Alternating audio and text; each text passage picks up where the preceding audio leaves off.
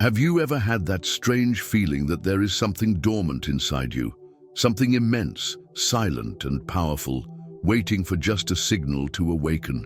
What if I told you that this something is real, and that activating it can completely transform the way you perceive, feel, and shape reality? Right at this very moment, there is an invisible field around you responding to your vibration.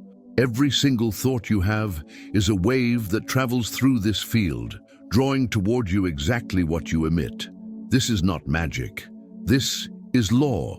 And once you learn how to access it, your hidden gifts, like advanced intuition, extrasensory perception, and rapid manifestation, will begin to reveal themselves with almost frightening clarity.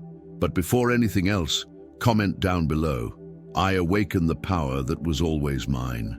This phrase is not just a comment, it is a vibrational seal. It is the first step toward taking control of your mind and of your reality. For decades, conventional science has tried to convince us that the human mind is merely a byproduct of the biological brain, a machine of automatic responses. But some dared to question this limited view. Among them, no one was deeper, bolder, or more revolutionary than Jacobo Grinberg. Grinberg dedicated his life to studying consciousness, perception, and the planet's oldest spiritual traditions. He discovered something that traditional science still fears to acknowledge. The reality you live in is a projection of your mental field. In other words, the world does not happen to you, it happens from you. His research on the neuronal field and expanded states of consciousness revealed that what we call reality is only one of many possible versions, shaped by the vibrations we emit through our thoughts, beliefs, and emotions. And he was not alone. Others like Neville Goddard, William James, and great Eastern masters arrived at the same conclusion by different paths. The mind is a creative instrument. By taking command of your thoughts with intention and clarity, you not only transform your life, you awaken capacities that defy any logical explanation. There is a silent, almost imperceptible moment in which everything begins to change. It is not an explosion, not a sudden illumination. It is a pulse, the first pulse. It is when you stop treating your thoughts as internal noise and start perceiving them for what they really are, fields of energy that shape the structure of the universe around you. Most people live as if thinking were a passive act, an invisible, isolated activity inside the mind. But what if thought were, in fact, a kind of subtle electrical current, propagating like waves through invisible fields, altering the circumstances around you based on your emotional frequency? When that perception settles in, everything changes. You realize that you are not merely thinking, you are emitting vibrational signals, and the universe is constantly listening, adjusting, and responding. And it does not respond to what you want. It responds to who you are. That is the moment you understand why, on days when you wake up feeling anxious, everything seems to go wrong. And why on days when you feel light and confident, everything flows with an almost magical perfection. These are not coincidences. They are vibrational echoes, realities shaped by the frequency of your internal state. Grinberg used to say, "The perceptual field organizes experience." If your mind is vibrating in fear, your field filters the world to validate that energy. But if your mind is in coherence, confidence, and intention, reality reorganizes itself with new possibilities. This first pulse is the awakening of vibrational responsibility. It is the turning point when you stop thinking of yourself as a biological accident and start operating as a conscious reality emitter. And when that happens, something profound settles in. The knowledge that you no longer need to adapt to the world, because the world adapts to your vibration. From there arises an inevitable question. If my thoughts create the world around me, why wouldn't I master my mind with the same discipline with which I take care of my body?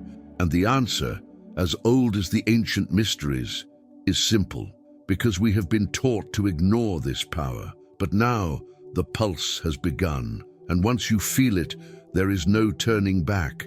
Your thoughts are no longer neutral. They are energetic commands. Your mental silence, your intention, your repetition, everything is building minute by minute. The reality you will see with your eyes, touch with your hands, and call life. After the first pulse comes the second truth. You are not your thoughts. You are the one who chooses what to think. This simple revelation is the beginning of mental sovereignty, and without sovereignty, there is no true psychic power. You may have sensitivity, intuition, will, but without control over your own inner field, all of that dissipates like smoke in the wind. Most people live in what we could call reactive consciousness. They do not think, they are thought. They are carried by emotions, memories, external stimuli, and the invisible voices of the collective mind. Their thoughts do not come from the I, but from inherited patterns, unresolved traumas, and unconscious desires. That is why they live in cycles. Different scenarios, same sensations. Jacobo Grinberg reminds us that the mind is not merely a brain function, but a creative perceptual structure. The true I is the silent observer behind everything.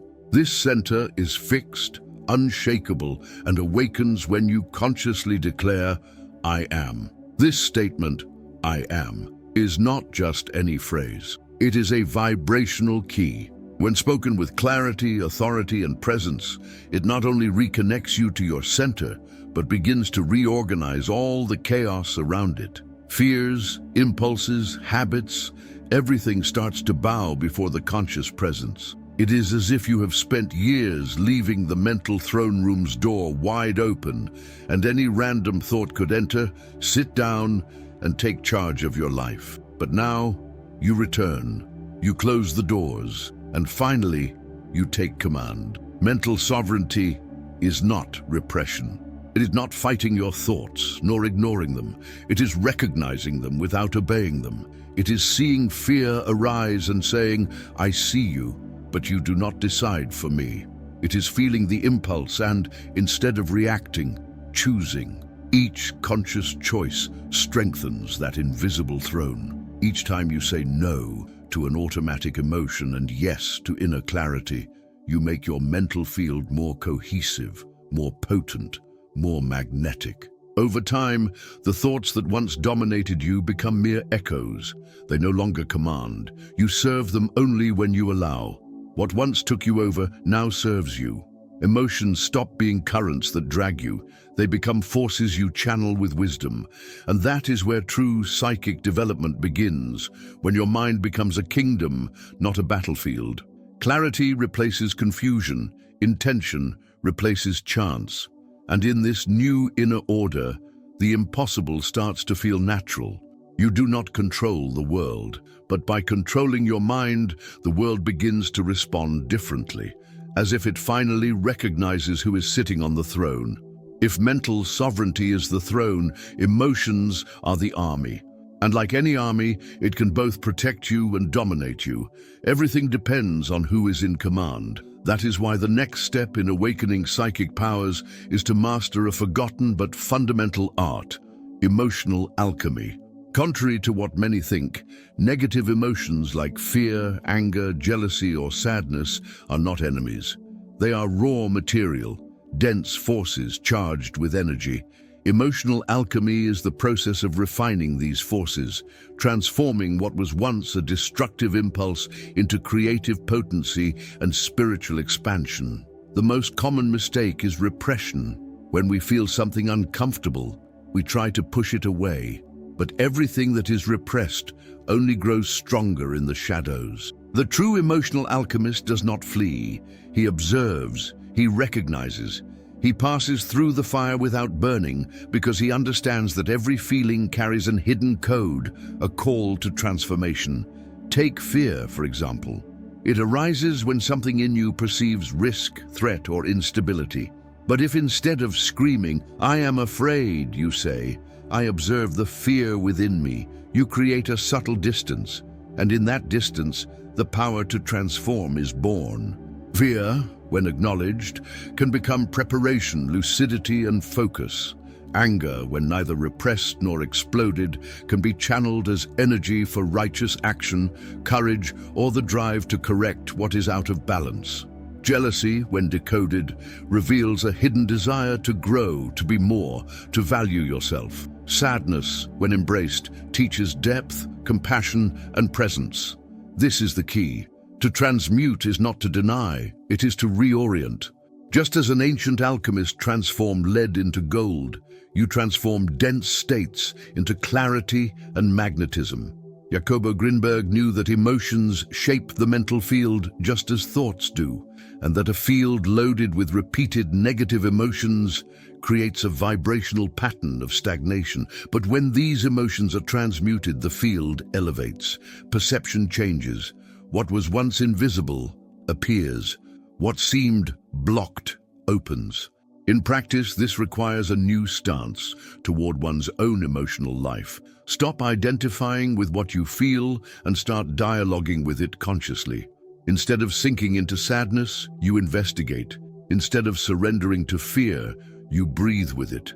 Instead of fighting anger, you listen to what it is trying to protect. And little by little, you notice that what once destabilized you begins to feed your power. You become stable in the midst of chaos, calm amid the noise, centered while the world spins around. At this point, emotional alchemy is no longer an effort. It becomes a natural reflection of someone who is awake. And when that happens, you do not just feel more, you feel with consciousness, with direction, with purpose. This is one of the clearest signs that your powers are awakening. Your emotions no longer dominate you. They obey you. No psychic force flourishes in chaos. Every invisible manifestation needs a channel, and this channel is called concentration. It is the point of convergence of all your mental forces. Without it, thought disperses, intention is lost, will has no direction. Imagine the mind as a torch. When it is scattered, it provides weak light, but when concentrated, it becomes a beam capable of piercing any resistance. That is why concentration is the central tool of any true psychic practice. To develop telepathy, sharpen intuition, creative visualization, or any subtle ability, the mind must be trained to remain fixed, steady, present. And this is not achieved through violent effort, but through devotional, persistent, and silent practice. The problem is that we live in a culture of distraction. Modern life trains our minds for fragmentation, constant stimuli, interruptions, information overload. Most people can no longer hold a single thought for more than a few seconds without losing it, and that is why they cannot access the invisible. The channel is always congested. The first step is to reverse this pattern. Sit in silence. Choose a single point of focus, a flame, a word, an image, and keep your attention there. The mind will flee, of course. It will invent excuses, bring up memories, create discomfort. But each time you bring it back, you are sharpening the blade. You are strengthening the ability to sustain a vibration by your own will. Grinberg knew that when the mind is stabilized, it alters the perceptual field. A concentrated mind stops being merely a receptor of stimuli and becomes an emitter of reality. That is why many initiates in occult traditions spent years just training concentration before accessing any psychic phenomenon. They knew, without concentration, everything is illusion. With it, the invisible organizes itself. And there is a powerful detail. Concentration does not need to be tense. It is not effort, it is surrender.